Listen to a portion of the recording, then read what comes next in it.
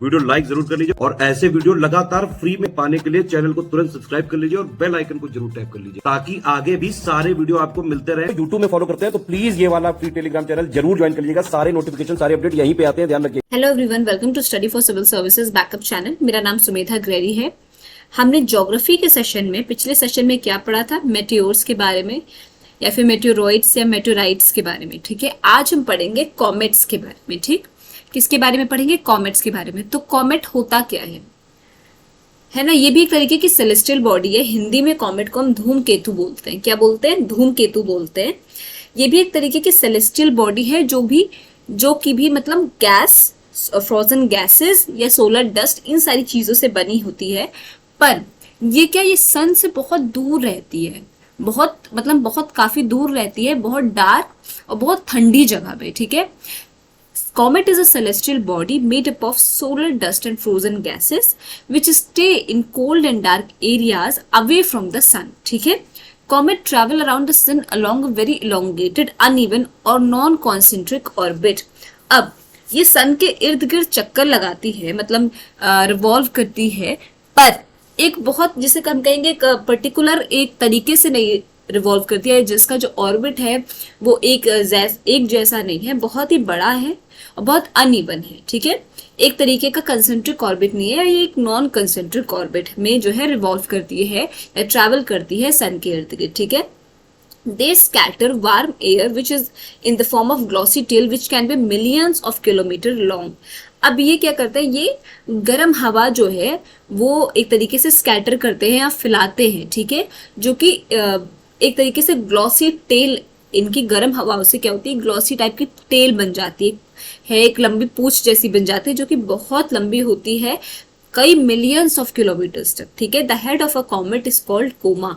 अब जो कॉमेट का हेड होता है, जो हम कहेंगे मेन पार्ट होता है, उसको क्या बोलते हैं? कोमा बोलते हैं।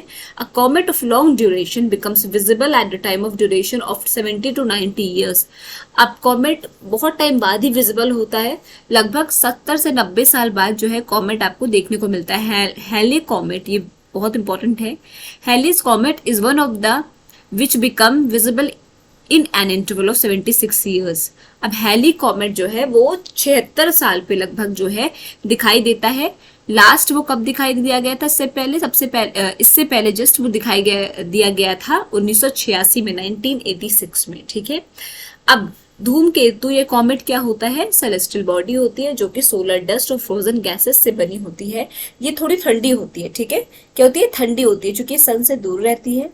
ठीक है, कोल्ड एरिया और डार्क एरिया में रहती है, सन से दूर रहती है। ठीक है, ये क्या होता है, ये बहुत अनइवन तरीके से ऑर्बिट करती है सन के इर्द गिर्द। ये जो है वार्म एयर फेंकती है या स्कैटर करती है। ठीक, किस तरीके के फॉर्म में? एक ग्लॉसी टेल के फॉर्म में। ठीक है, एक ग्लॉसी, बहुत ही चमकदार पूंछ के फॉर्म में, एक तरीके से हम कहेंगे, वो स्कैटर करती है गर्म हवा को, जो कि मिलियंस ऑफ किलोमीटर लॉन्ग होती है। ठीक है, इसके हेड को क्या कहते हैं? कोमा कहते हैं। 70 से 90 साल के बीच में लगभग ये ड्यूरेशन में विजिबल होती है। हैले कॉमेट जो है अभी वन ऑफ देम है, जो कि 76 साल पे विजिबल हुआ है। लास्ट उसे कब देखा गया था? 1986 में या 1986 में। ये था आपका कॉमेट। अब आ जाते हैं एस्टेरॉइड्स पे। एस्टेरॉइड्स क्या होता है? एस्टेरॉइड स्टूडेंट्स क्षुद्र ग्रह होते हैं। क्या होते हैं? क्षुद्र ग्रह, या हम कहेंगे माइनर प्लैनेट्स होते हैं। क्या होते हैं? माइनर प्लैनेट्स या क्षुद्र ग्रह होते हैं। अब एक इंपॉर्टेंट क्वेश्चन यहाँ से बन के आ रहा है, जो बहुत बार पूछा गया, बहुत बार पूछा भी जाएगा आगे। ठीक है, कि एस्टेरॉइड किन दो प्लैनेट्स के बीच पाए जाते हैं? ठीक है, तो एस्टेरॉइड्स स्टूडेंट्स आपके मार्स और जुपिटर के बीच पाए जाते हैं। किसके बीच? मार्स और जुपिटर के बीच आपके एस्टेरॉइड्स रिवॉल्व करते हैं। ठीक है, या पाए जाते हैं किन दो प्लैनेट्स के बीच? Mars mainly. ठीक है, मार्स और जुपिटर। ठीक है, इन दो के बीच ये रिवॉल्व करते हैं सन के इर्द गिर्द। ठीक है, किन दो के बीच? मार्स और Jupiter. They are approximately 40,000 in number. से लगभग कितने हैं? 40,000 हैं इन नंबर्स।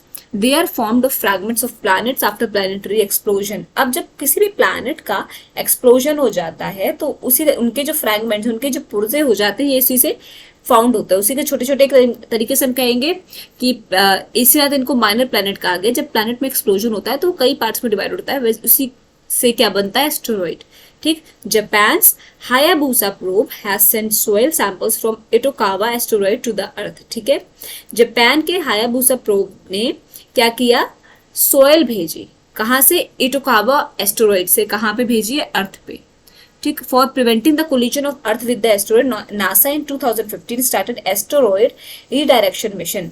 अब किसी भी एस्टेरॉयड का, किसी भी शुद्ध ग्रह का हमारे ग्रह अर्थ के साथ जो है कोलिजन ना हो, टकराव ना हो, इसके लिए नासा ने 2015 में क्या स्टार्ट किया, asteroid redirection mission. NASA on 12 April 2015 renamed asteroid 316201 as Malala Yousafzai. ठीक है, नासा ने 12 अप्रैल 2015 को नासा ने क्या किया, एस्टेरॉयड 316201 को किसके नाम पे रीनेम कर दिया, मलाला यूसुफजई के नाम पे। ठीक है, ये था आपका कॉमेट्स और एस्टेरॉयड्स। यहाँ पे ये चैप्टर फिनिश होता है। नेक्स्ट हम क्या करेंगे, मोशन ऑफ अर्थ से स्टार्ट करेंगे। ठीक है, आई होप आपको सेशन समझ में आया होगा। कोई भी डाउट हो स्टूडेंट्स तो प्लीज कमेंट सेक्शन में कमेंट करके जरूर बताइएगा। और अभी तक अगर आपने चैनल को लाइक शेयर सब्सक्राइब नहीं किया है तो प्लीज कीजिए, बेल बटन को प्रेस करना ना भूलिए। Thank you so much for watching.